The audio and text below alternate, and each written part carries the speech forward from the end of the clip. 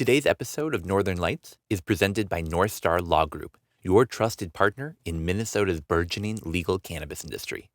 Whether you're just starting out or looking to expand, attorney Jen Riza and her team will help you understand the latest developments, scope out risks, and find a compliant path forward in this rapidly changing field.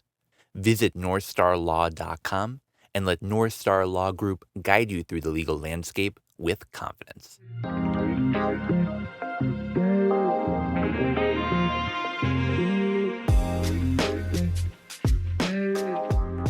Hello. Welcome to another episode of Northern Lights. I'm your host, Tanner, joined today by Marcus and John. Hey there, guys. Hey, Hello, Marcus. everyone. How you doing? Hey, Marcus. How you doing? Hey, John. No, I'm John. Tanner. Tanner. Happy to have you guys here. Another episode of Northern Lights. 28. We're getting up there. It's been a fun journey talking to so many people. Excited to see where we go over the next couple of months. Nice. Surpassed my age. Wow. I mean, We did that like 10 episodes ago, though, right? No. Just kidding. No, happy to have you guys here. It was a busy week of news in cannabis. We've got a lot to talk about. We've got some cool products to sample a little bit later. We got a new Gustine coffee product that we're going to be sampling. Nice. We tried the last one on the show, and it was one of my favorites. So I'm excited to give this one a go. I love cold brew. Shout out to Gustine. Yeah. A little bit later, we got Shawn Weber, who's going to be coming into the studio. We got some questions about Crested River, about the Industry Council, hearing a little bit more about some of the work that he does. And then at the end, Cooking with Clem, my new favorite segment. Dr. Dabs comes in. He's going to be teaching us how to cook. He's going to be teaching us here how to make infused ice cream, something that you can't necessarily buy in the store shelves, but you can make at home with a Dr. Dabs product. And then next week, he's going to be teaching us how to make some pancakes. We'll be getting to that a little bit later, though. Oh, my God. I might have to make the ice cream and eat it with the pancakes once I know how to make both. That's a great idea. Maple ice cream. So we've got 4 different segments coming out in April. We actually have a couple bonus ones, but don't tell anyone. And so what I'm really excited about is that by the end of the month, you're going to be able to make an entire infused meal from appetizer to breakfast to dessert to whatever you're looking for. You can find a way to add some THC into every meal that you eat. So you could eat edibles all day long. All day, every day. This could just be your new What a time life. to be alive. What a time to be alive. All thanks to our friend, Dr. Clemente. Well, before we get to the news, we do have one event that we want to plug. We got an event coming up with Wayzata. It's teaching everyone not only how to dry and cure your cannabis, but also looking at that commercial side. Maybe you just grew 5,000 square feet of cannabis. What do you do next? How do you get that to a consumer product? That's what Wayzata is going to be touching on a little bit. Matt Robidoux, Brian Rice, 2 really incredible educators that taught a class for us end of last year, coming back, teaching another knockout class. I really love this event because it's like for our micro businesses. It's like, hey guys, if you think you're ready, come and see and make sure. If you don't think you're ready, come and see what you can do if you want to go for that micro license. So I'm excited for this one. Yeah. So a week from today, so if you're hearing this episode on the 8th, the 8th, then on the 15th, that's when the class is going on. 7 to 8:30, you can get your ticket, mncannabiscollege.org/curing. It's a good one. And if people watch this early enough in the day and they didn't know already, there's a solar eclipse today. Yes. Oh, yeah. Yes. Total. Well, we won't be able to see it here in we'll be Minnesota, covered. but I'm going to try to get down there. Western Indiana. You Yeah, guys got it. So be outside tonight. I saw a map of like where all the Airbnbs are just totally booked, and it's a straight line across our country right now that pretty totally aligns with If I had nothing to do, I'd be there. Well, don't you worry. I'm The next trying one to get a ride. in America is happening in 2090 something. I'll see you guys It's then. 2044 though. Yeah. 2040. All right, there we Yeah. go. That's way better The than I next thought. one's only That's in reasonable. 20 years from now. All right. It's reasonable. Well, we're gonna plan a fun event for that, so be on the lookout on Minnesota Cannabis College event calendar. Imagine how mature the Minnesota market will be by 2044. And then one more plug that we want to make before we jump into the news. We want to give a quick shout out to everyone that came to Canna Connect. Now, we're actually recording this before Canna Connect. This is Friday. Canna Connect is happening Saturday. So we can't really give a bunch of like great stories. So you had me at first. I was like, wait. Yeah. I could have sworn it was tomorrow. Yeah, no, it was a really fun time. Thanks everyone for coming. No. It always is a fun time. So we can say with certain that it was great. Thanks to everyone who So came much out. fun. really a fun event. So thanks to everyone who came out to that. Should we get into today's news? Let's go. Let's get it. All right, so we got a lot of news coming out today, but I think one of the most important pieces of news that is coming out is looking at the process for expungement around cannabis-related crimes. That was something that was built into House File 100, for those who don't remember. It was a long and slow process, but we're starting to see some of that effort really come to fruition. So the BCA sent a list of records that they believe qualify for expungement to the Minnesota Judicial Branch.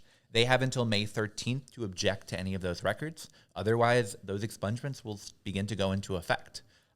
Really exciting to see, some of these records that really should have not existed in the first place now be moving towards getting expunged. I'll say, this is what legalization is all about. Right. It's we knew we shouldn't have been changing people's lives, taking away their civil rights over cannabis, and now we get to give them back that life that they had before. It's still, is it enough? That's not, I don't even think it's a question. I feel like it is a start, and it's a good start. So I'm excited. Yeah, ending criminalization and clearing people's record is the best part of legalization. Mm-hmm. And I'm all about the industry, but, the majority of people in the cannabis space are just consumers. And not just, but excuse my language, but fucking Massachusetts can stop talking about clearing. What they didn't expunge. What they do with their records? Were they just expunged? I think they just vacated them. Yeah, yeah. Well, and but it's they're still on these people's records. The people in jail are still in jail. Oh, yeah. Yeah, I think we saw Minnesota take one of the most proactive approaches to really trying to clear out these records, really trying to say, this is wrong in the first place. It shouldn't have existed. Let's making it automatic. And I'm excited to see when the felony board gets going. Yeah. And how many people here have their rights restored. It's going to be insane, honestly. I think the effect from this part of the bill will have the most personal impact on families. Right. 100%. Yeah. So if you have one of those misdemeanor offenses, be on the lookout. They said they don't have contact information for everyone that would qualify. So looking at that BCA's website is going to be your best way to figure out how to get your specific record vacated. Mm-hmm. John, you mentioned the felony stuff, and we are seeing sort of that begin to work. That Cannabis Expungement Board now has that executive director who started in his job officially last week. Ooh. We now have, that process for expunging. What's his name again? So his name is Jim Router. Go Jim. Yeah. Shout out to Jim. Shout out to Jim, friend of the podcast. Really, really love the work that he's doing. In fact, he said Black and brown communities across the country tend to have been arrested at 3 to 4 times the rate of cannabis-related crimes. There's very significant equitable impact that can be had here, and I could not agree more. No. They're estimating that there could be, if not 25,000, if not double that, of cannabis-related felonies for the board to review over the next couple of months. They're going to have a staff of 30 attorneys and paralegals that are going to be grinding through those. It's definitely going to be a long process, but they're working towards it. So exciting to see that progress being made. Marcus said something before we were recording, but it must feel good going home. Yeah, working, especially in this space. Oh my God, we're giving people their rights back. It must feel really good going home after doing this work. Right, giving people breathing room. Yeah, your job is to brick by brick help dismantle that war on drugs. Pretty cool. So 25,000. What about the other 200,000 people? Is that that's their capacity within the first few months? So the 25,000 you're saying? Mm-hmm. So they believe, or they know there to be at least 25,000. Mm-hmm. There could be up to twice that. They were looking at just eligible felony drug cases, but not all of them involve cannabis. Just looking at the cannabis ones, we could see at least 50,000. Yeah, it's confusing. There's a lot of cases that for multiple reasons will qualify for expungement, especially the non-violent cases involving drugs. We're going to be able to see a pretty significant impact in regards to expungement. So it's cool to have cannabis included in that, but it's also pretty exciting to see that it's not just cannabis. Good. Yeah, abolish the drug war. Mm-hmm. Well, should we talk about some counties that are continuing the drug war? No, I'm just kidding. Actually, we do have two different local jurisdictions that we're going to be talking about. One looking at creating a municipal dispensary, and one that is actually trying to do sort of the opposite, placing a moratorium on issuing any cannabis business licenses. Which one should we talk about first, the positive or the negative? I'd like to start with the bad news. All right, we'll start with the bad news out the way. So we talked about Chippewa County in a past episode, I think like 3 or 4 weeks back when this first was proposed, at looking at imposing a moratorium on issuing any cannabis business licenses. And that moratorium has unanimously moved forward. So on April 2nd, we had that moratorium passed that will be in effect until January 1st of 2025, which is the longest time that those moratoriums are legally allowed to be in effect. So what does this mean? Does it ban people from using cannabis? No. Does it ban people from currently selling cannabis, like the low-potency hemp edibles? Well, not really. What this really mostly focuses on is if you're going to apply for that adult-use cannabis license, they're saying they're not going to do any issuing of that before January of next year. Which It's so asinine because they're not going to even be available before that point. This is virtue signaling. Yeah, they just had nothing to do during a Yeah, board it's really meeting. interesting where like, so I think it could take one of two paths. One, we don't really see a ton of legislative action happen this session. We don't see licenses rolled out until early part of next year anyways, and this literally has no impact. The other possibility is that we do see early licensure start to be rolled out, and the only people that are affected by this are social equity applicants. They're basically saying, if you're part of that early licensure process, not here. No. Which is pretty disappointing. And I do hope that this is one of those things that ends up having a pretty minimal impact. But it could be something that could say this entire part of West Central Minnesota is just not available to social equity applicants during that first wave of early licensure. Yeah, for those first 8 months, which is only a detriment for the county. Like, for whoever is pining to do their adult use cannabis operation in Montevideo, like, that poor person has now lost their chance, and they have to go to. And that's sad because I was thinking of Angela Brown, who was known as Canamom. You know, she was one of the strong advocates in the past years leading up to legalization. I remember her story. I think she lives in that area. Oh. Yeah, for sure. And I know she wants to open a dispensary. Yeah. You're only harming yourselves, you guys. Yeah, it's crazy to see them looking for solutions to problems that just don't really exist. All right, well, let's talk about the other side of it, which is cities that are not looking to ban cannabis business, but actually looking to bring it into their city through a municipal business. Yeah. We've heard from a couple municipalities, and the newest one to enter that ring is Wayzata. So Wayzata, a suburb here in the western side of Minneapolis, looking at potentially opening a cannabis dispensary. It's an interesting one because it's like a small, wealthy suburb taking these steps so much earlier than anyone else, and they've reached out to a real cannabis consultancy agency to help them take these steps. Their city council has already voted on, they're trying to get real estate. Like, they are serious about doing this.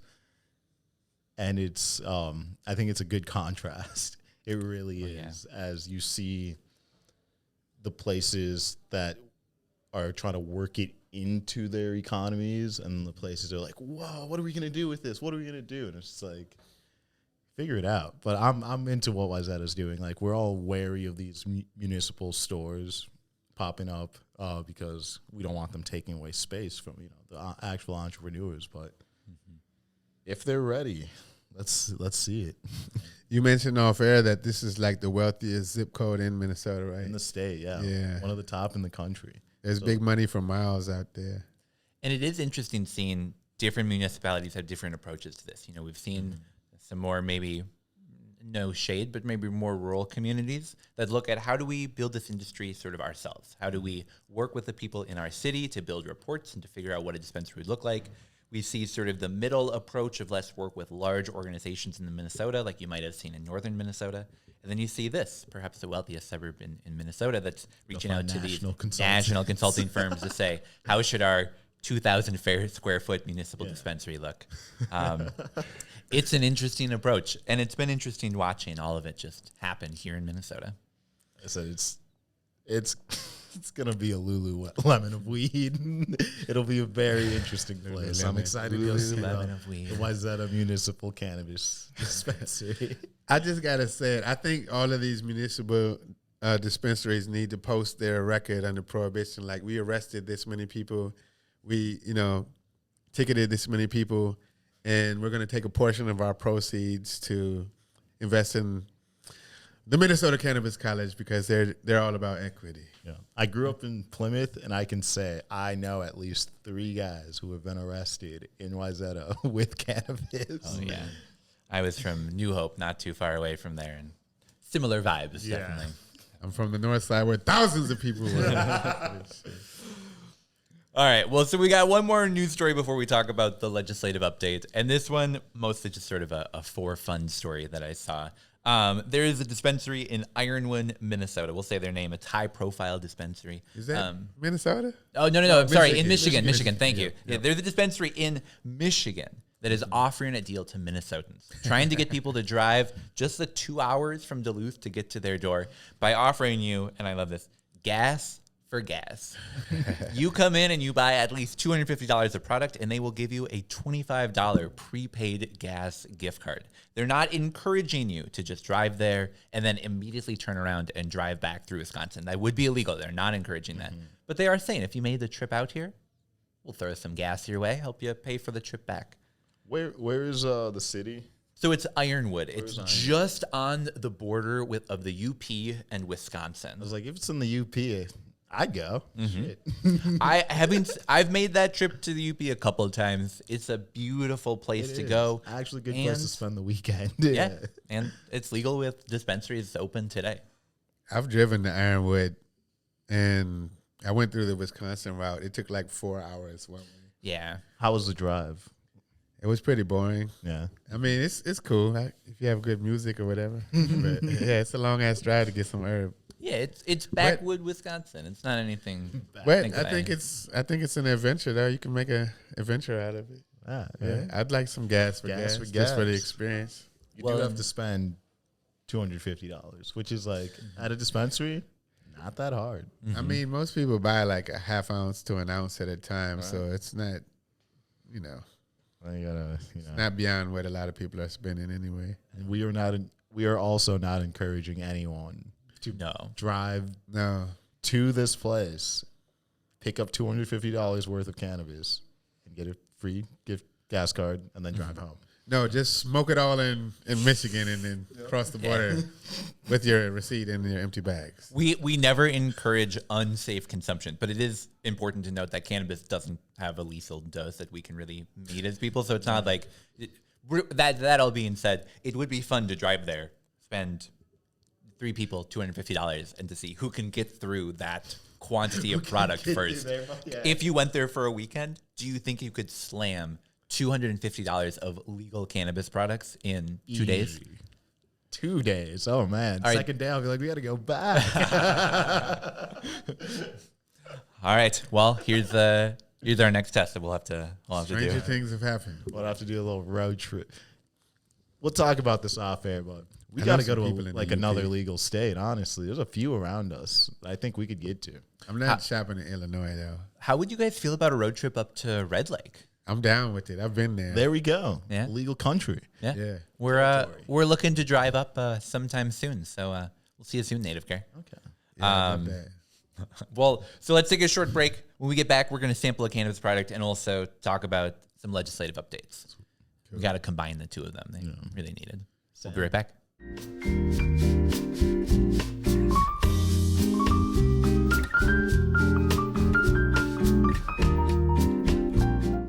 And we're back. So during this part, we're going to be talking a little bit about some updates from St. Paul and sampling some products here in St. Paul. Yeah, I was gonna say. Yeah. So we had 2 hearings that happened the day that we're recording this. So if you're listening to this on Monday, it happened last Friday on April 5th in both the House, State and Local Government and the Senate, State and Local Government and Veterans Committee. Really not a huge amount that came out of there. There were a lot of questions that the lawmakers had about what sort of controls local government would have. There was a update from Charlene Briner in both the House and the Senate, just sort of generally updating on what their bill would do in regards to state and local government, but really, I got to be honest, not that exciting of a hearing, if I had to say myself. A lot of back and forth between, like, should the city have this permission? And then it's like, well, it'll slow us down. It's like, yeah, a lot of back and forth. Oh, It yeah. got kind of snippy. Yeah, especially in the Senate. There were some comments between the chair and other lawmakers that were pretty funny. Even towards the end, did you hear right at the end? She's like, I did amend it. And she did say it correctly. We should. I've been loving putting like random cuts of video in here. We're gonna throw in some segments of some of our favorite snippy comments from that Senate hearing. So let's run that. How would that go for a municipality? Thank you, Madam Chair and Senator Cran. I'm not sure I'm understanding you correctly because I don't think that's at all what this amendment does. Senator Curran. Madam Chair, Ms. Bernier, so Briner, is it Briner or Bernier? It's Briner. Thank you. Ms. How Briner. will you issue licenses? Or we require, or hopefully more people Senator will apply? Curran, could we do one question at a time, please? Ms. Briner. To make sure that it is Madam Chair. allowed. Thank you. Thank you, Ms. Briner. Madam Chair, with Senator that, Curran. one of the. We hold on, do you guys- have other people waiting to ask questions. If you want to go. Okay. Senator Morrison, I know you've been waiting patiently. Thank you. Madam Chair, Ms. Bernier, we have. And seeing no further questions, Senator Swazinski moves that Yes, Senator Anderson? I had my hand up a while ago, but nobody saw it. Oh, I've been looking left and right. Senator Anderson? Thank you, Madam Chair. Seeing no further questions, Senator Swazinski moves that Senate File 4782 as amended be recommended to pass and re-referred to the Health and Human Services Committee. Please take the roll. Madam Chair, just on the motion, it was not referred as amended, just a technical issue. I did say amended. Wow, those were great. Wow, I love hearing from our lawmakers. Briner. It's simple. The comment that I made to my fiance, and shout out to all of our lawmakers, they're doing good work, but it just goes Not to show all you of that they're adults, but they're still children. I mean, there's a lot of middle school energy that happens So in the much. legislature. So much. Yeah, the line between behavioral management of a classroom and behavioral management of a committee hearing. I think the same skills. And the thing is, the CAs don't get. I mean, I guess it's more up to the chair. They're oh man, they're fun to watch. So yeah, I mean, people can go back and watch the whole thing. We really included the best parts. I would say something that I took from today's hearing is that there's no plan for supply infrastructure right now. Yeah. She said they're putting out a survey to see what kind of licenses and what kind of operating activities people who are ready actually want to do. But as we're working right now, we're looking to give out licenses in July with no plan whatsoever as to supply. Absolutely. Yeah, there's been a lot of testimony at the legislature, both in this hearing and past hearings, mentioning sort of how that process of actually growing a plant and bringing it to a final product, how long that timeline takes. Testing the plant, making sure it's up to our standards. And I have to agree that I think the office is doing a lot of great work, really trying to figure out what paving this path looks like. But I think that one area that we're still trying to figure out and hoping to see more is, man, if we issue licenses March of next year, realistically, when are those stores going to open? Well, we're still more than a year out from when that realistically will happen. Yeah. So hopefully we see some advancement coming soon there. Mm-hmm. I'd like to see that cultivate. We had there was a group today, I forget their name, and they're preparing their cultivation space. They've been preparing for months, like most people. And they're like, we just don't see anything in these provisional licenses for actual supply. And the answer from OCM is there is none. They're not plant touching, and we have no plan for that. And that is very disheartening for consumers, for entrepreneurs, for whoever counts the taxes. Yeah. It's disappointing. Very. And I mean, I know they're trying, and a lot depends on if the legislation passes or not. But I mean, if these businesses are not set up for success, a lot of people are at risk of like losing it all before the shit even starts. Yeah. So next, this is going to the health committees, both in the House and the Senate.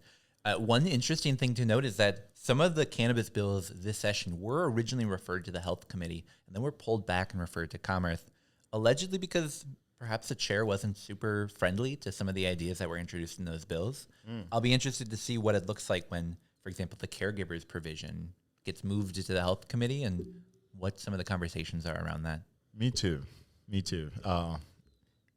had to end up in health eventually. I think that was the precaution. Like, let's not go somewhere where we can be set up to fail. But now that it's here, we'll see. Like, honestly, it shouldn't be contentious. No. This is not. And it's been so toned back from where it was before that I'll be curious to see if the discussion is actually, how can we open this up more? But, I mean, it could be anyone's guess at this point. More to come. We don't counting the plants. Yeah, for reals.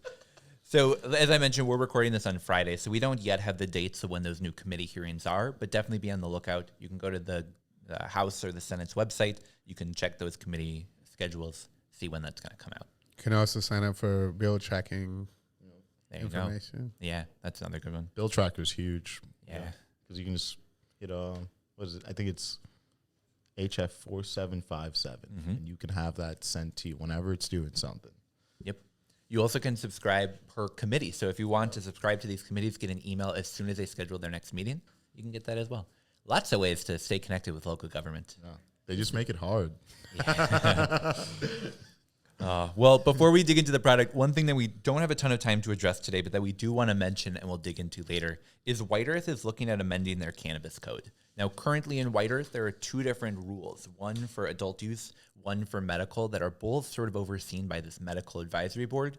This would reform it similar to Minnesota's program, where it really united all of that regulation. This would do the same there. However, something interesting to note is that it still would only allow for businesses that are owned in whole or in part by the band. So we wouldn't see, for example, member businesses not owned by the band itself being opened on reservation land. So if you want to provide input on this or anything else, you actually can go and do that. They are taking input until April 17th. You can submit those to the White Earth Reservation Business Committee. We'll put a link to that in here. But really just, I think having people involved in legislation, be it in St. Paul or White Earth, important, all the same. I have a clarifying question. Now, when it says owned in whole or in part by the band, does this mean like the tribal government or members of that band that live in that area? Such a great question. So based on my reading of the rules, which just came out the other day, they're still seeking that public comment, is that it would have to be by like the council itself, like the official band government. But I could be misunderstanding that. We're gonna have a deep dive next week. But yeah, it appears as though right now non-band ownership would be allowed for low potency hemp edibles, so people could open those businesses. So individual members can open low potency, hemp, but and they can also partner with the band to open dispensaries, but that there would be one medical and adult use dispensary owned by the band. There could be other just adult use dispensaries also co-owned or owned by the band. And then hemp derived is just individual members. So if an individual band member that lives in the community wants to open a dispensary, they have to share equity with the band, the government. That is my understanding of the rules. Yeah. Interesting. Yeah, definitely interesting seeing how different tribal nations respond to legalization. really like to. Yeah, I know a guy Watch up that one there develop. from the community. All right, should we try a product here? Yes. Be done talking about law changes. So Yeah, I'm getting stressed out. I need something to take the edge off. So shout out to our friend Gus Dean. If you are a longtime listener of the podcast, back when we were just in audio version, thank God we were recording in our office with like blankets hung.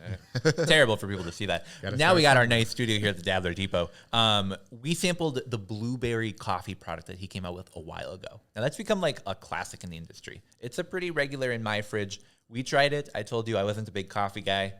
It sort of changed my mind. Well, he just recently came out with a new Royal Caramel Medium Roast, 10 milligrams of THC, 10 milligrams of CBD. I saw it come into the Dabbler Depot just like yesterday, and I was like, oh, well, we got to try it. Nice. And we have a special from Kale that we'll be pull it out in just a minute. But first, let's give this a sample, shall we? Can you crack it by the mic? Oh, here we go.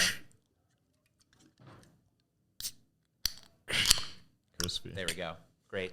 Wow, I actually think I got some coffee on my glasses from that. That's a good open. I love it. Should we cut that part? Maybe. Who knows? All right, here we go. Keep it. Well, we're gonna pour out a little bit for everyone here, so I can take your glasses. We're just doing a little sampler because we'll be having a little bit more in just a moment. There's that for you. Oh, I can already smell that caramel coming off it right out of the can. Makes me think about how when you open up a pack of cannabis, the terpenes come floating at you. Yeah, I remember last time we poured it out, we commented on the color looking super like coffee and not a ton like blueberry. This, I think I can like see the caramel notes in here. It looks like a delicious cup of coffee, but extra sweet. Let's give it a taste. What are your initial thoughts, John? It's good coffee. I think just like a straight coffee. Yeah. This is just good coffee. Yeah. Yeah, the smell is delightful. The taste is pretty smooth. Yeah. You know, for somebody who doesn't like strong coffee taste, it's subtle enough. Yeah. Yeah. It's not too bitter, not sweet at all. That full caramel flavor. When we tried this on the last podcast, we also tried it along with another coffee product here in Minnesota that, Marcus, that was the first product that I think we gave a thumbs down to. And really, that tasted like a cannabis product. They tried to figure out how to get coffee into it. No shade. What was it? Well, we'll just bleep out their name. It was they had a coffee product. We brought it in. We both said, hey, we love let's give it a go. And then we poured it out and we gave it a sip and we're like, gross. Hey. We got to sample things before we try it on the show, but no, try it for the first time here. Exactly. And this is actually my first time ever trying this. And this is good. I like this. I didn't see these until I walked into Dabbler Depot today. Shout out Dabbler Depot. Yeah. And like the blueberry one is getting more popular. Mm-hmm. So it's like, I think now's a perfect time for him to start expanding because the blueberry has been the only flavor for a year now. Oh yeah. We're going to get Gustin on a future podcast. Come on and talk. Yeah. Really, I mean, such a cool guy. I've met him at a couple of Canna Connect events, and he smiles on the can, and that's like his real smile. You see him like all the time, just constantly smiling, constantly in a good Legacy mood. Cup when everyone's cleaning up after their stuff. Gustin is smiling, pumped up, handing out coffee to people, be like, "Oh, stay away." Yeah. And that's what. So this whole thing has about 120 milligrams of caffeine. So that's like around a cup of coffee. Pretty nice amount. I dig it. I'm a fan. And I think it's worth noting that this is a black-owned cannabis company. 100%. And, you know, we always talk about worrying that there will be underrepresentation in the market, but there are multiple, like, black-owned cannabis companies in the hemp space now. Yep. Yeah. I'm just wondering, is he going to cross into the adult market? Oh, that's a question that we'll have to ask him when he comes on the podcast. Because I have to imagine if you're having success in coffee, you're having success finding people wanting that hemp-derived product, imagine something like this, but maybe with a slightly higher dose. I mean, personally for me, 10 milligrams, that's like a fine dose.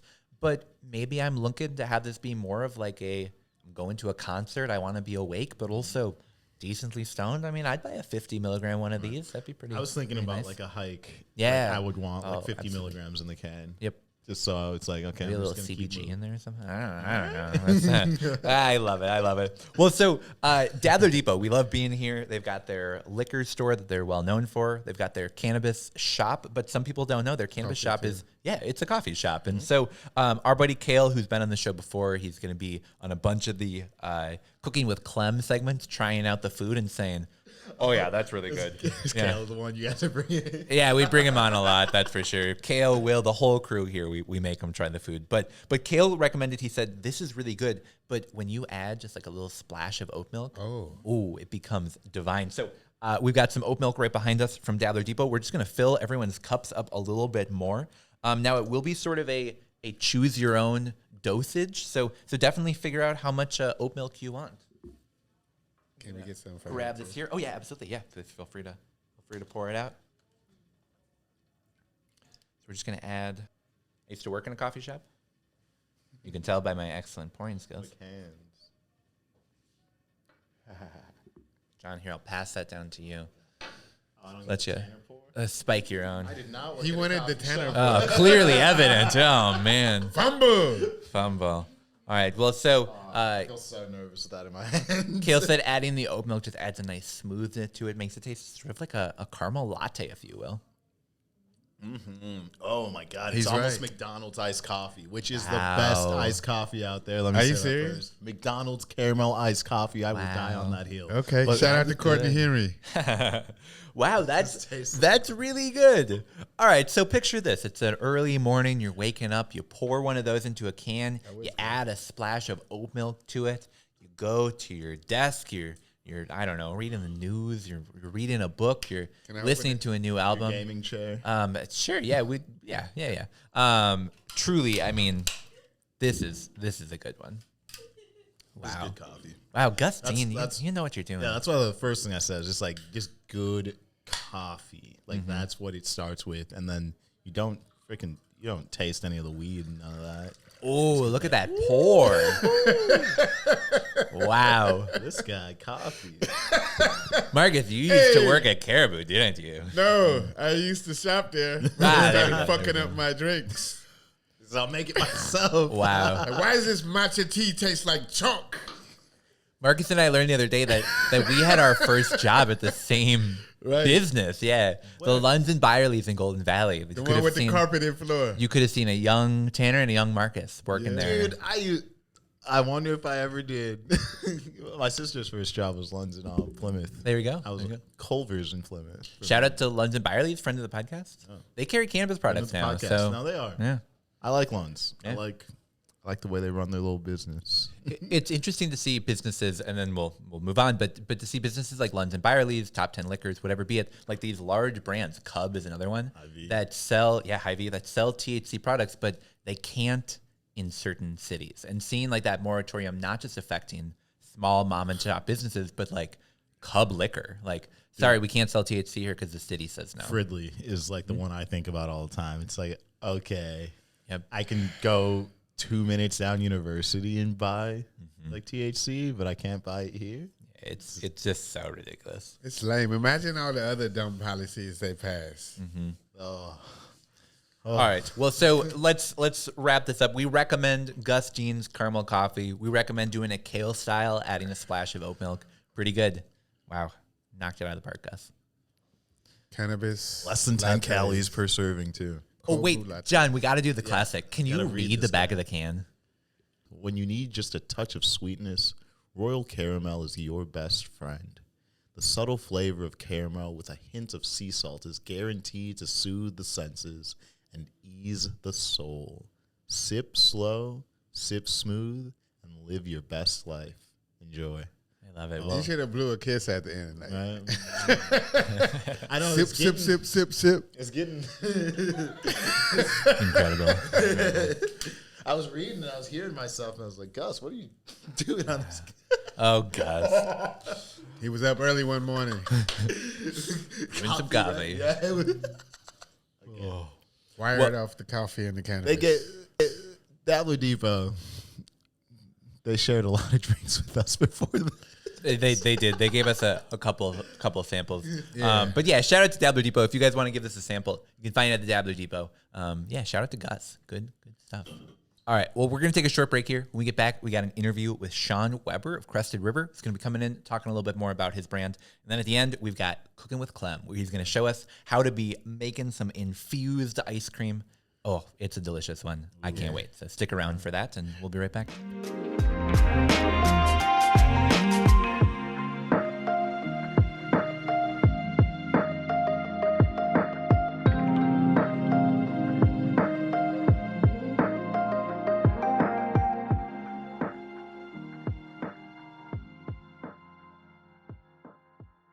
Hey man, where are you? What do you mean, where are you? I'm here in the studio. We're getting ready for our class with Bovida. Oh, I thought you said Maple Grovida. Maple Grovida. No, man, we're doing a class with Bovida. April 15th, Ryan Rice, Matt Robidoux at the Wilderness. You know, we're going to teach you how to dry and cure your cannabis. And if you have an interest in commercial, we'll even teach you that. Marcus, if you can't make it in person, we even have a live stream. mncannabiscollege.org/curing has all the information you need. Tell you a little bit more about the class. Yeah, I can text that to you. All right, talk soon.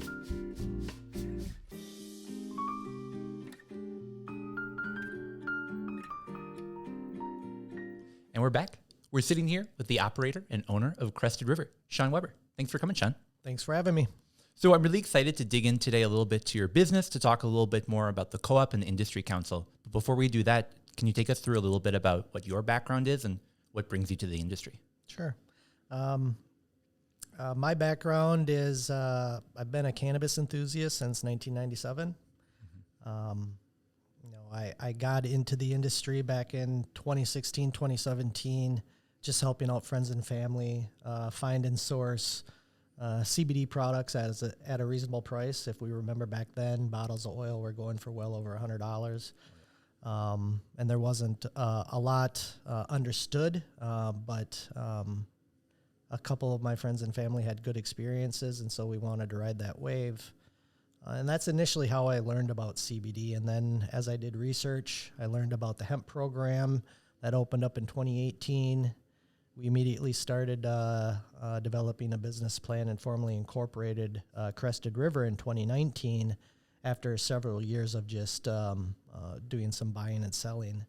But once Crested River was incorporated, that's when we started manufacturing. Very cool. And you're out in Morgan, Minnesota, correct? Yes, Morgan, 2 hours west of here, small town of 974 people. Okay, very cool. Yeah, I remember coming out to your shop for the first time and sort of driving through rural Minnesota, driving through Gaylord, sort of getting down to Morgan and being like, this isn't exactly where I'd expect a cannabis business to be. And you roll in, and it's pretty cool walking into your shop. And at the time you were growing in there, and that smell of the plants just hit you when you walked in. It was a pretty cool experience in a pretty small town. Yeah, right on. I appreciate that. How has the town taken to your business? They've accepted us from day one. Being a small town, having grown up there, everybody knew who I was. My dad had paved a pretty solid path for me. He was a business owner in town for over 30 years, well respected.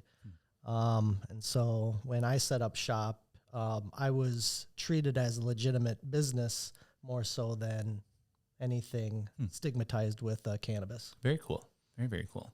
What were you doing prior to cannabis? You mentioned sort of like logistics, sourcing. What was that? Yeah, so my background is industrial automation, so robotics, pneumatics, electromechanical, anything that moves, anything that's, move something from point A to point B. That's my expertise. And so I work for a company called Festo, based out of Germany. We did about $6 billion a year globally. My specialty was food and beverage industry segment specialist. So I traveled to the 3M plants, Kraft plants, General Mills, Bosch Packaging. I worked with engineers to help them design and build equipment, and then I also trained them in the Food Safety Modernization Act. Very cool. Very, very cool. It's a German company, and today Germany has legal cannabis. Right? Like funny timing. I saw on LinkedIn you're going to head over there, right, and start selling Crested River products. No. It is interesting how they did legalize it over there. They don't have a market. I mean, they did not legalize it for manufacturing. It's just home grow. So I have seen a couple things pop up where people are like, hey, how do we get into Germany? And grow a plant. And buy a house. yeah, exactly. And that's the other thing. I mean, we can go off on a tangent, but the German European market is nothing like the United States. So when you have consumer packaged good manufacturers saying, hey, how can we get in the German market? The answer is blow up everything you've done in the United States and start from scratch in Europe. You will not be able to replicate anything you're doing here in Europe. Interesting. It would be illegal. Okay. Totally. They have much higher standards. But, going back to 2019 and now looking 5 years later, was white labeling and producing other people's products, was that part of your original business plan? Not necessarily part of the original business plan. But once we got into it, it was a critical pivot. The original business plan was perpetual golden brick roads, right? CBD is new. CBD is new. You taught me about CBG for the first time. Right on. But yeah, so we try to take off our rose-colored glasses. But when we're talking about cannabis and we're talking about CBD, the thing was endless, right? So our business plan, we accounted for saturation, but nothing like a 50 to 75% pullback like you should expect. And so when we positioned ourselves, I always knew that I wanted to do white label manufacturing. My product was a means to an end, but at the same time, I didn't realize how significant that pivot would be. But yeah. I mean, being in the industry in 2019, like you saw that initial crash of the price of like the initial kilo price, like going 40x lower than what it was in the beginning of the year. Yes. So when did you begin to realize that you could add more to what your Crested or just your Philatamo product line and go further with Crested River? Like, well, when the market tanked, the input costs came down dramatically, but the premium that you could charge also should have come down dramatically. It did not. I remember you saying that. Yeah. It was fascinating how I was paying close to $8,000 a liter for full spec CBD. And then, today I'm buying full spec CBD for $500. Okay, totally. So in theory, your products or the products of the industry should be proportionally at least half as much. And they have come down half as much, but there was about a 3-year lull, 2 to 3 year lull where, people were still charging well over $100 for 1,000 milligram bottle of oil. And starting the summer of COVID, that's when we completely redid our pricing model, and we've been selling, that's when we started selling 1,000 milligram bottles for $30.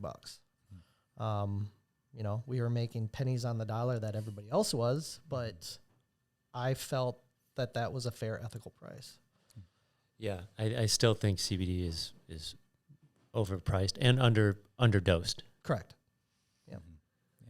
So sort of talking a little bit about that, you, I think more than most people that I know in the industry, are actively involved on that activism side of not just sort of doing the day job of running your business, but also looking at our larger industry and saying, how can we organize and how can we work towards changing laws in a way that makes them better? Can you talk a little bit about why, essentially, why is activism important to you? Why do you continue to stay involved instead of just saying, well, this is good enough, I can run my business, and then sort of focusing on just that? And also, and because I know that's a tough question, but like along your journey, let's say the last 5 years, like when did you really start to realize, hey, I need to put my voice into the mix here. I need to stand up for what I believe in. Yeah, I don't know. Very good questions, very hard questions. Honestly, I don't know what it is. I just feel an inherent responsibility. I have very strong personal convictions. I just think that we all should, but it's hard for me to demand that of other people because for the longest time I sat there and I just kind of looked at people that were activists in all other walks of life. And I'm like, well, that seems like a waste of time, or, oh, that seems very noble of them, but what are they getting out of it? And those were kind of the things that I thought about in the back of my mind, not judging them or anything. And now that I find myself involved in these things, I don't think of myself as an activist. I don't see myself as an activist. I just feel like I'm doing what I feel is inherently responsible of me as an industry player. Knowing that I'm not getting paid for my time. Will I get something out of it? I don't know. I don't care. The mindset there is simply, I want to be part of something bigger than I am and better than I am. And if we can make this happen, I'm better off for it. Like I'm as strong as the community around me. I could be sitting on top of the world and everybody around me could be failing, but that doesn't do anything for us collectively, right? So yeah, totally. I don't know how to answer the question other than I feel an inherent responsibility to be involved in and recognizing that, like, I'm just starting this. Like even in 2019, I was just starting. We've had people doing this for 5, 10, 15, 20 years. And then, of course, we've got people that have been incarcerated for even longer. And so I recognize that I'm standing on shoulders of giants, and I'm just trying to carry the torch until the next person picks it up. So, no, I appreciate that. I mean, I think you fit into sort of a line of activists in our state, be it people pushing for decriminalization back in the 70s or pushing for medical in like the early aughts. I think continuing to strive towards how can we have a better cannabis industry is something that makes the Minnesota industry really unique, is that we have so many operators that at their core, I think, are in this just because they want a better cannabis industry. Sure. So thanks for being part of that chain. Oh, thanks for having me. So touching a little bit on the activism side, you've mentioned a few times about sort of being involved in that legislative component. Can you talk about some of the changes that you're hoping to see upcoming at this session, and then also some of the changes that maybe you're a little bit concerned about in this upcoming session? Okay. The changes that I'd like to see now, I've learned a lot in the last year. That is, pray for the worst, hope for the best, or pray for the best, hope for the worst. Yeah. And I also understand that there's a thing about operating in good faith, and I also understand that you can't control everything. So that said, the goal last year was to legalize, and we did it. Now, there was a lot of things that were in the bill that we didn't agree with, but if you read the bill and understood the bill, we had time to address those things. There's a couple of items that were not addressed last year that I hope will get addressed this year, if not next year, and that is a couple of arbitrary line items that were not pushed by any one individual. They weren't done for any other reason other than ignorance, for lack of a better term. We have legislators that know a lot, but not as much as we do. Oh, yeah. They also understand that if you have an industry writing legislation, they're probably going to be implementing loopholes and be a little loosey-goosey. So it's my understanding that all of the recommendations that got submitted, there was a couple creative edits made by the legislature that weren't done for any reason other than, hey, we think we're holding the industry accountable. They now know that those were done incorrectly, like the cannabinoid caps. Yeah, that's exactly the one that I was thinking of. 0.5 milligrams of CBN. Correct. I mean, it reminds me of what Jerry Collins was saying a couple weeks ago. He's like, Minnesota legislators, they just want to make their own wheel, and you know, it's like, you know, they want to make it special in Minnesota. And Sure. it's like, no, just do what makes actual sense. Do what makes actual sense. I mean, I talked to the person that wrote the bill, and I asked him these specific questions, and he's like, well, Shawn, you guys are only looking out for yourself. And I'm like, I can appreciate that, but now you actually need to listen. Like, what you put in there does not make sense. What you put in there has nothing to do with the price of tea in China. I mean, and so we have to make a legislative change. And so between the approved cannabinoids, the cannabinoid caps, and don't get me wrong, there's one or two others, but I don't lose sleep over this stuff. I know that they need to be addressed. I hear a lot of people insisting that those changes are already implemented, and you try to correct those people and those voices. But I'm happy with the legislation. There is work to do. Those are a couple points that I made. And then the proposed changes, we don't have a lot of information on these new proposed changes. On this we're going to call it the OCM bill. The number escapes me. They're talking about the merit. They're talking about going to a lottery away from a merit. They're not proposing anything other than the conversation. Would I like to see a lottery system? No. Do I want to see a merit-based system? Absolutely. Is it going to be a hybrid of the two that we may end up with to prevent any sort of litigation? Maybe. I don't know. Yeah. Could we have a social equity pathway and a public pathway? Hybrid system? Possibly. We need to operate in good faith, communicate in good faith, negotiate in good faith through these topics. And that's how the original bill was last year. I mean, there was a complete rewrite. We lost 60 to 90 days because of a lot of the back and forth about the confusion. And what I learned from last year is patience and focus. Like there's a lot of peripheral noise, a lot, and we just need to stay focused. I think 3 years ago you would have seen a lot of first-time founders, and I think last year we saw a lot of first-time going through that legislative process, trying to get a bill passed, and just not being super familiar with the political process, and thinking that politics is like regular business. No, it's much different, I think, right? Absolutely. And we all have our own opinions of how government works, and they're primarily negative.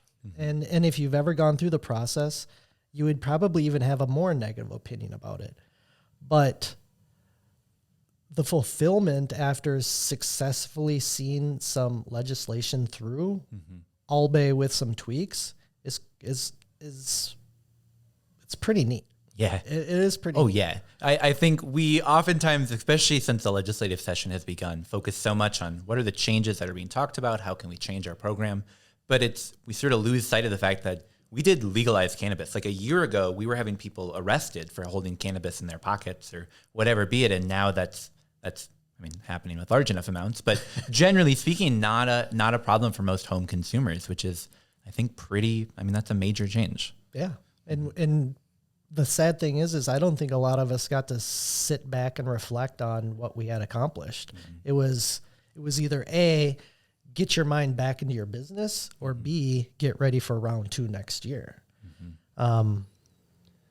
Yeah. But I mean, I think, part of what we can attribute that to is the hemp-derived market, which is allowing us to play in the shallow end of the pool while people develop the more deep end in the pool, or decide if they even want to play on that side of the industry. So how hard was it to operate your business and be active in the legislation and, have a life? I mean, that was last year a pretty challenging time.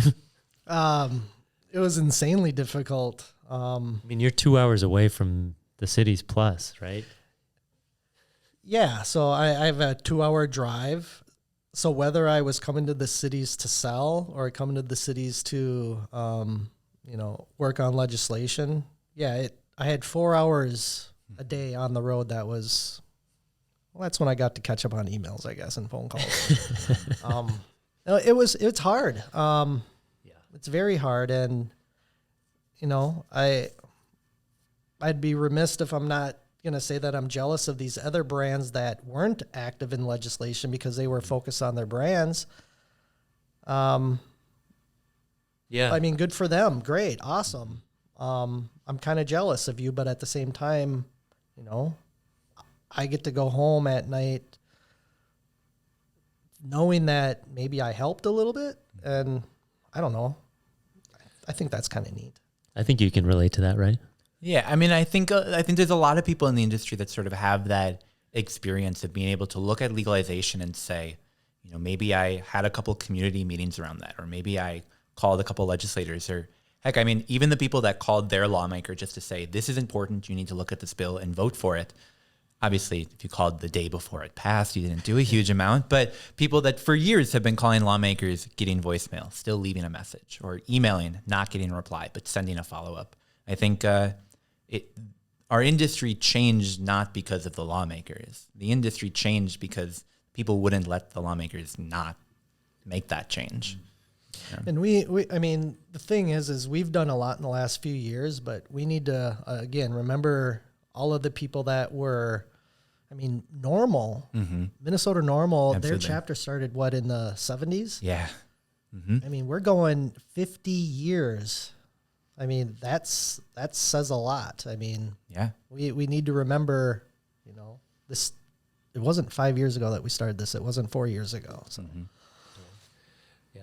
I mean, we bring up Oliver a lot. I wonder who came before, Yeah, well, going back, I mean, like the founders of Minnesota Normal are no longer really actively involved in the state, at least the original version. One is now a lawyer down in Florida. The other one is still sort of in Minnesota, not as involved in cannabis. But I mean, even going back to like the 60s and prior to that, there's court cases in the 40s of people shouting at judges because they got arrested for something and still got thrown in prison. But hey, move the needle a little bit. Made their voice heard. Yeah. Well, we're going to take a short break here. When we get back, I'm excited to dig a little bit into some of the products that you brought here and talk a little bit more about that industry council. Very cool.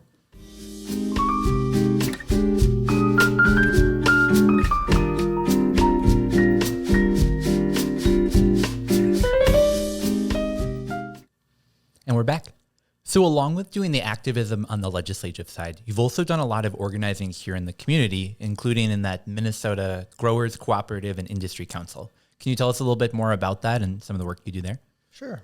The Minnesota Cannabis Growers Cooperative and Industry Council was originally founded by Jim Erickson, Chadwick Lang, and a couple other individuals. John Quincy Adams, right? John Quincy Adams. Yeah, so it was started back in, I thought it was started in 2019, 2020, but now I was corrected. They didn't start until like 2021. A couple of farmers in southeast Minnesota. I just recall sometime in 2021, I got an invite to come to a roundtable meeting. And so that's when I first met Jim Erickson. And after working with him, and their leadership team, he actually asked me to take over the role of the president. That was like going into 22 at that point. Yeah. Was that right around like the Loveland case? And I think it was exactly during Yeah, that time. okay, totally. Because that was a big part of the roundtables. We were trying to, it was a lot of information sharing, but it was also, we're trying to generate consensus in the industry, right? Because we were in the middle of that Delta 8 wave. Correct. Not quite on Delta 9, but we knew it was around. Yep. The Delta 8, the Delta 10, all the altnoids. But yeah. So I kind of, I was invited to engage with the co-op, attended a handful of meetings, and then after a while, Jim asked me, based off of, I guess, my personality and my background, if I would be willing to drive or be the president of the co-op, help generate revenue streams, really get us situated. So that's how I got involved. But the point of the co-op is twofold. The first is your traditional agricultural co-op, like you have all over rural Minnesota, where you share allocated resources. You can have buying power, but the crutch is how can we commoditize our products, right? And if you look at a regular co-op, the farmers bring the co-op the crop, and the co-op brings the value. Right? How do we add value? Can we make feed mill? We can process it, and that's the idea of the co-op. The co-op was supposed to be a way for members to add value. Well, a lot has changed since the early CBD days. We rebranded as the Cannabis Co-op at legalization because we saw a bigger vision of this co-op. It's going to be twofold, bringing value to the hemp side as well as the marijuana side. On the hemp side, we're going to be focusing on the true industrial grain and fiber and herd. One of our members is the Lower Metawakanton Sioux. They've got their hempcrete program. Yeah, absolutely. We carried grain contracts for them last year. A couple years ago, they were planting grain, keeping the fiber or keeping the herd and sending the fiber and the grain off. They thought it was too cumbersome to manage that. So we says, okay, we'll carry the grain contracts. So that was one way we were able to add value. The co-op could generate revenue. And we're gonna continue to foster that on the grain side and the herd side. But on the cannabis side, we're wanting to let these micro business and meso businesses and home growers add value to their crops without having to do significant investments on their own end, right? Like, why does every single micro or meso or home grower need air dryers? Why does everyone need their own extraction equipment? Oh, yeah. That's where the co-op really brings the value. Now, how is this exactly going to play out? We don't know, but the idea is there. We've now got over 200 members. We've got a decent amount of cash to at least start bringing on some resources and providing some resources. But the idea is when you think about the Minnesota Cannabis Growers Co-op, it's no different than a Farmword or Harvest Land or CHS, where you have a group of cannabis operators that are leveraging a pool of resources so that we all can exceed more effectively and efficiently. Very cool. On the flip side of that, we have the Industry Council. We wanted to provide a venue for people that weren't necessarily on the supply chain side to have a place to call home. So when we look at MN as Ready, that was driving a lot of stakeholder engagement to reach industry consensus to provide recommendations to the legislators. This Industry Council is no different. We want to achieve consensus on standards, whether it be quality, whether it be tracking. It's an arm to make legislative recommendations. We want to make sure that if you're not on the supply chain side, but you are in the industry, the co-op is still a home for you because of the resources that we have around it. And then, of course, our administrators are Blunt Strategies. They were instrumental in running MN as Ready and the legislation. So I think it's great. I think we have the expo coming up, which is in conjunction with, it's not in partnership with, but the Office of Cannabis Management, Department of Agriculture, the Department of Health, they're going to be there. They're going to be engaging with stakeholders. They're going to be there putting on presentations, Q&A. The co-op is, I don't want to say we want to be the driving force in the industry because I welcome anybody to develop that driving force. But if you're a newbie coming in or if you're looking to help or engage, we don't want to say we're a one-stop shop, but we're going to help you navigate and get you to the right people. We want to be the face. If we can have 500 farmers standing in consensus, that's got some power. Absolutely. No, I think it's so true. You're saying, like, I'm not the voice of the industry, but we together are the voice of the industry. Yeah.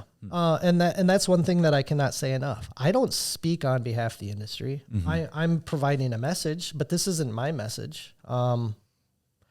And now that we're getting into some of this discussion of merit-based versus lottery, we don't have consensus. And so I'm not going to say that the co-op supports this or that. If we don't have consensus, we don't have a position. Totally fair. Yeah, it was interesting for a long time. I think it was legalize cannabis. That was sort of the only message. And then once it sort of became a reality, then it was like, well, I meant this. You mean something entirely different than that. And now it's sort of coming into legalization and implementation. I think yet again, we're sort of seeing that divide of we all want legalization. We all want an industry. But what are those steps to get there? Lots of ways to skin a cat or whatever the phrase is. Yeah, absolutely. So now that we're sort of coming into April of 2024, tell us a little bit more about what's coming down for Crested River this year. We're coming up to adult use. Is that sort of a toe you're dipping into, or sort of what does that look like? I've already had one personal harvest, so I'm thoroughly enjoying that. We have every intention of applying for a marijuana license. I'm envisioning a micro or meso license. When that's going to happen, I don't know.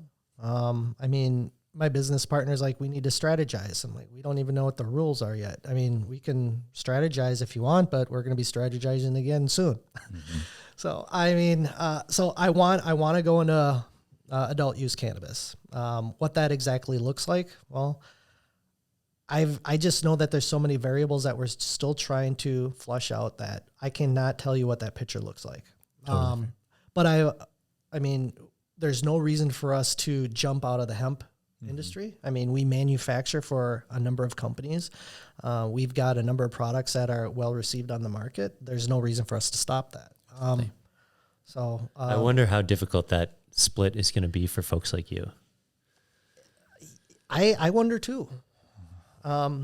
there's also some significant accounting issues behind the scenes that I haven't wrapped my head around. I understand it to a point, but I don't know, all the ins and the outs. So for people that don't know, there's an IRS tax code 280E. Anything that is federally prohibited, the IRS treats them completely different. So if I am a regular business selling candy, I can write off everything. Marketing, electricity, waste disposal, salaries, everything. When you're in the marijuana industry, you can only write off the specific cost of goods sold. So you don't get to write off your operating expenses. You don't get to write off marketing. When you pay your accountant $1,000 to do your taxes, you can't write that off. And so we're going from maybe a 15 to 20% tax rate closer to like a 70 or 80% effective tax rate. That is difficult to achieve. Yeah. Now, Especially when you're having success and you're driving the industry forward, just even on the low dose side. yeah, so I mean, if I'm now able to operate a low dose and enjoy some of those tax breaks, but still manufacture marijuana and kind of hedge those tax issues, that's the ideal situation. If I would be 50% hemp, 50% marijuana, I think on paper that would be ideal because I'm maximizing my tax potential. I think. I don't know. Still remains to be seen. But so what we're doing in the meanwhile is we're just continuing to put out our own products. We launched the Minnesota line, which is the sister to our standard Crested River full flavor soda pop, 10 milligram multiple cannabinoids, where we're going into natural cane sugar, low potency. So this is, more entry level versus when I first released our Crested River, it was to fill a gap saying, hey, you smoke, I smoke, you want a pop? Let's enjoy a pop. That didn't exist at the time. Well, and that forbidden fruit one, I remember buying that at Legacy and being like, oh, CBG, like, all right, I'll give it a go. Taking it home and being like, wow, this actually tastes good. Like, there's a lot of products in the industry that get the job done. But I think, especially in that early moving part, a lot from local breweries, not throwing shade, but that weren't very good. It's nice having good tasting products. Yeah, no, I'll admit, like, we had no desire to do a beverage. We were going to let the beverage manufacturers do it, but everything was 2 to 3 milligram, maybe a 5 milligram out there. I don't know if you can swear on this podcast. Absolutely. But everything tasted like fucking shit. Oh, yeah. Everything. And $10 to $12 to $15. Anybody that smokes more than once a month or once a week is going to need something more. So I didn't jump on the bandwagon. I didn't think. I went and said, hey, I want a full flavor beverage that gets me to where I want to go and at a reasonable price. So, I mean, we entered the market with our 20 milligram THC beverages and we were selling them for $4 a can. And then I quickly was told that I can't do that. Not by a regulator, but by an actual retailer. Yeah. So we were getting turned away from stores saying, we can't sell that here for that price. I'm like, well, what price do you want to sell it? You can sell it for whatever you want. Well, then you have to raise your price, Shawn, or else it makes us look bad. Interesting. So I play the game, and I mean, that's with every industry. Like, here, folks, I'm not trying to talk down about anybody's model. Oh, absolutely. But I had a model that I wanted to come to market with to, fill a gap. And I had to take a step back and I had to dance with the industry or else, I would have been blackballed. Yeah. I mean, no one's bigger than the industry, but you can always try to innovate and lead with what you think works, but not everyone will receive you when it comes to the decision that they have to make. And now here we are, almost 2 years later, and the market is starting to settle down. But is that driven by ethical pricing or competition, right? Now we are going from 10 options to 50 options to 500 options. A lot of jockeying for shelf space. So yeah, now the prices are starting to come down. A lot of buy one, get ones type of a thing. So can you talk us through a little bit? I think a lot of brands go to start a beverage and they go and find someone that sort of has that canning facility are excited to start that brand and do it that route. You actually went through the entire process of like setting up an entire canning line. Can you talk about what the motivating factor was behind that? Well, the motivating factor was we wanted to release a beverage for the market that would meet a need that wasn't being fulfilled. We worked with an outfit in St. Louis Park. We did one batch. After that batch, I made the decision to set up our own line because these were alcohol guys. They didn't understand cannabis. And I just knew that we could do it better. I mean, they wanted to charge me $2 a can just to can it. Okay, totally. Yeah. And I'm just like, that's ridiculous. They're like, well, you guys are charging this much on the industry. And I'm like, yeah, they're charging this much in the industry, right? The fact that like we should be charging 35 cents a can, right? Oh yeah. It's crazy to see breweries that enter the market and realize like, wait, these are the margins on cannabis? Like this is crazy. Yeah. And because it is crazy. It is crazy. So, And it won't last. and it won't last. So I set up our own canning line specifically because I wanted more control. And I wasn't gonna let the status quo, dictate what the market saw.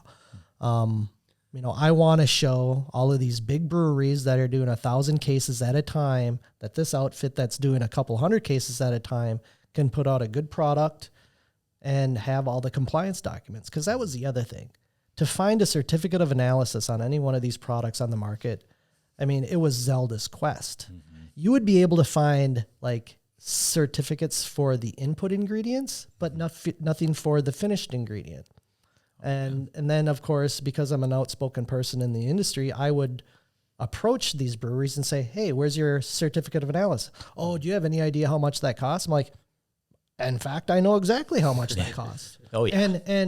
And I'm doing batches 30% less than you. That means my costs should be about 30% more than yours. I have no problem doing it. What is the problem with you not doing it?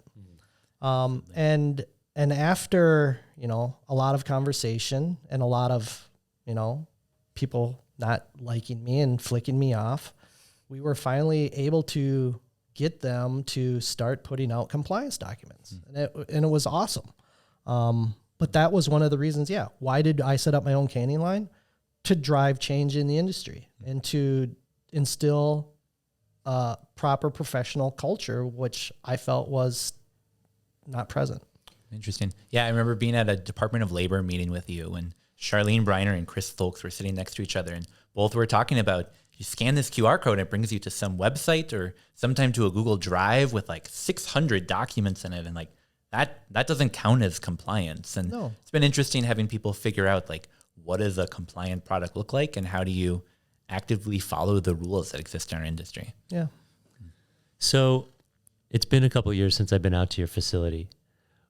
When you say you have a canning line, are you able to produce everything for the beverage right there? Yep. So we fill the tanks with water, ingredients, emulsion. We chill it down. We carbonate it. We hook it up to our canning machine, and on a really dialed in product, we can do a case a minute. In some instances where we're doing already labeled cans, like this is a Happy can. This is a root beer that we're doing for Iowa now. So we're in Iowa. Nice. This is a brand in Iowa. Their legislation says 4 milligrams per serving. So, so this is a pre-printed can. I mean, we can do 27 cans a minute where we're just filling and sealing. Sure. Whereas when we have to put a label on it, our labeler is the bottleneck there. So we can only get up to about a case a minute. But yeah, we do everything turnkey. Do you identify as a brewery? I do not identify as a brewery. I identify as a cannabis company. I dig it. So sort of wrapping up today, I'm just curious, you have introduced me to a number of cannabis products over the years, not just like, hey, vapes and smokables, but like teaching me about different terpene profiles, teaching me about different cannabinoids. Do you sort of have a favorite that you utilize in your life, or sort of what's your go-to cannabis product if you were to use one? So I'm a habitual smoker. I thoroughly enjoy smoking flower. I'm not big into vaping. I seen you have a Puffco over the there. Puffco. Yeah. So I do have a Puffco, and I do some concentrates. But even when I do dabs, it's like I got to follow it up with at least a one hitter to get that totally. flower hit, right? For over-the-counter products, I'm big into beverages. I love the beverages. The uptake is quicker than an edible.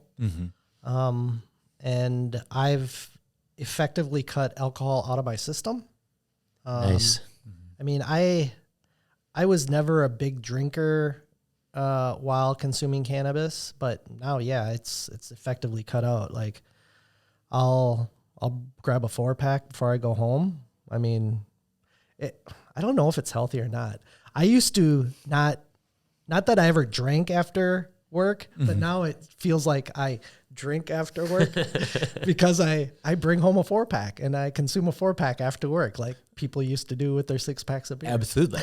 I love that. Well, and what I love is that, like, I don't know if when they brought us into the studio, if the Dabbler Depot knew how not anti-alcohol, but how I think people have found that cannabis can be sort of that alcohol replacement to so many parts of their life, be it socially or be it just sort of relaxing at the end of the day. My dad likes his Manhattan or whatever drink. I like my cannabis. It's the same type of thing. Yeah. Yeah. So I'm a flower guy. I like the drinks because they get you to where you need to be. And then, like, my last harvest was a Maui Wowie. Okay. So I like the old school genetics. I can appreciate all the new hybrids, but I don't know. I even made the comment this weekend. I don't think I'm nostalgic anymore in my old age, but I'm now realizing, like, no, I like the nostalgic strains, even though they were probably, out of popularity after I started smoking. It's just the idea of these old school strains. So I like gas too, like San Fernando Valley OG. Okay, totally. That's a really good one. I think you're an original, Shawn. Well, I try to be. I mean, if I'm like anybody else, then just, I don't know. OG in the hemp game, but early and still working in the cannabis game. Trying. But yeah, no. It's been a gas. I love it. Well, thank you so much for making the drive in today. Thank you so much for chatting with us a little bit. For those wanting to learn a little bit more about your company or connect with you, where would you send them online to learn a bit more? Check out crestedriver.com. Otherwise, we also have Minnesota, MINI soda, criver.cc, minnesota.cc. Well, thank you again so much for coming in. Really appreciate it. Yeah, right on. Talk to you again.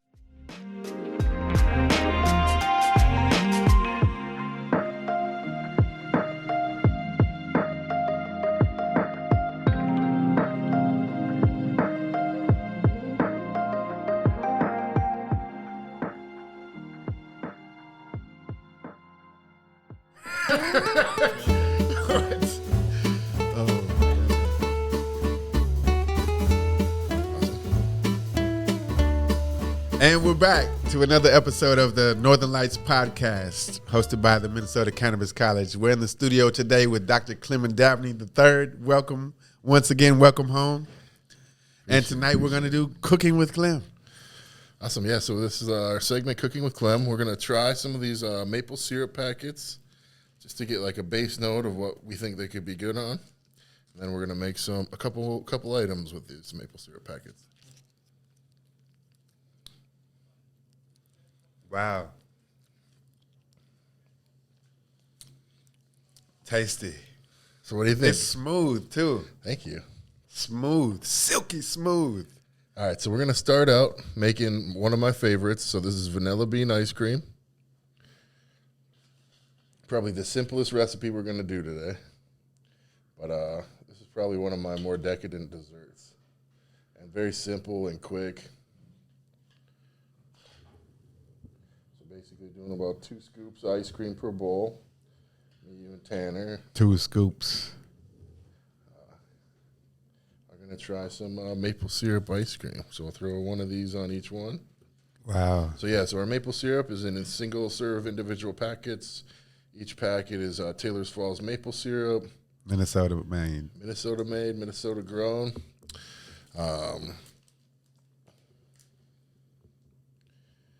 And yeah, each packet has 5 milligrams of hemp-derived THC in it. I'm going to be showing up high to class this evening. I know. The rest of my day, I'm taking off. Oh, shit. I already took a microdose of mushrooms. Nice, man. Yeah. Sharing is caring, Mark. Yeah. Oh, yeah, I got you. All right. Genetics going crazy. I'll give you one of these. Here's one for Tanner. Man behind the camera. Shout out Dabbler Depot for the opportunity. Right. And Minnesota Cannabis College and the Northern Lights podcast for hosting us. Wow. I would have never imagined such a possibility with vanilla bean ice cream. Super simple, but yet complex. Nice and creamy, caramelly, all that maple goodness. Man, it's like a party in my mouth. Well, and one thing is that I love is that you can't actually buy THC-infused ice cream in Minnesota, but they can't stop you from making it at home. Exactly, yeah. Right.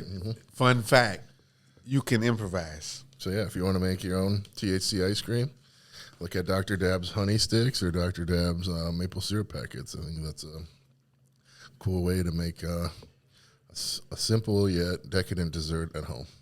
Man, just like that, everybody could be eating THC ice cream. Some Doc Dab's Healthy Highs ice cream. Minnesota maple syrup. Minnesota maple syrup from my own forest up in Taylor's Falls.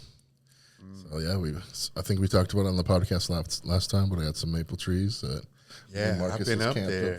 and yeah, I think I helped you set up like one of the first infrastructure for that. The tubing system. Yeah, I remember that. That's a good time. Hell yeah, beautiful.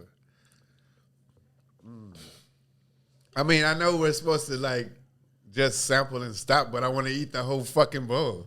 I know, I'm kind of lactose intolerant, so I'm like trying not to finish it. There's a bathroom nearby. All right, I'll finish it. Oh, holy shit. So we were thinking like there's probably endless possibilities for this syrup.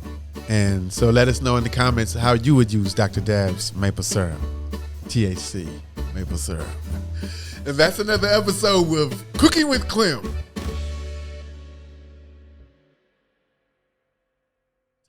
Well, that's all we got for this week, guys. Thanks so much to Shawn for coming in the studio. Thanks so much to Clem for coming in, teaching us about how to make some maple syrup infused ice cream.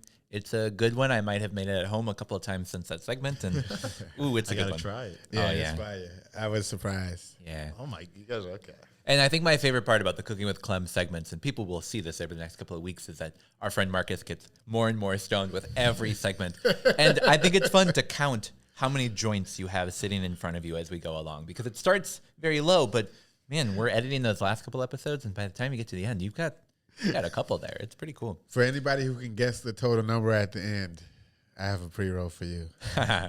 Pre-roll of hemp, if you're listening, Department of Health.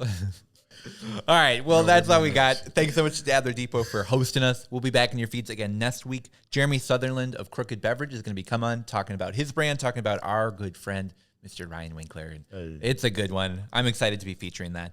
And then on Thursday, we're going to be dropping our next Cooking with Clem segment. He's going to be teaching us how to make bagriers. I think I'm saying that right. It's a type of pancake. It's so good. Moroccan. Oh, yeah. Ooh. Wow. It was divine. Yeah. But in the meantime, you can find us on Facebook, Instagram, Reddit, LinkedIn, YouTube.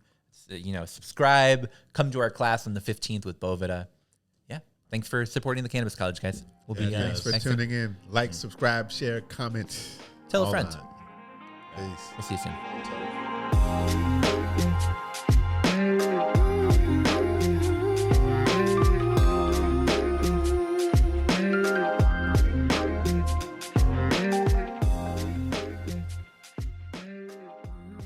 Northern Lights is a Minnesota Cannabis College production.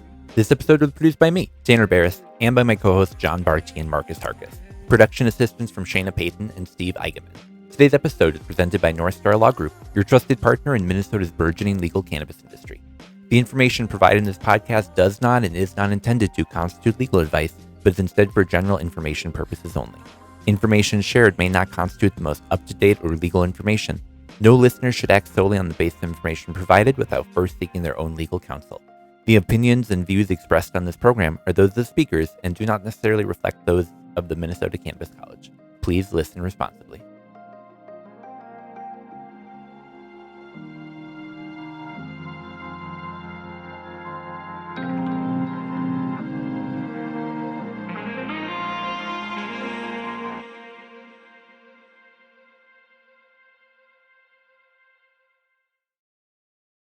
Oh, thanks for having me.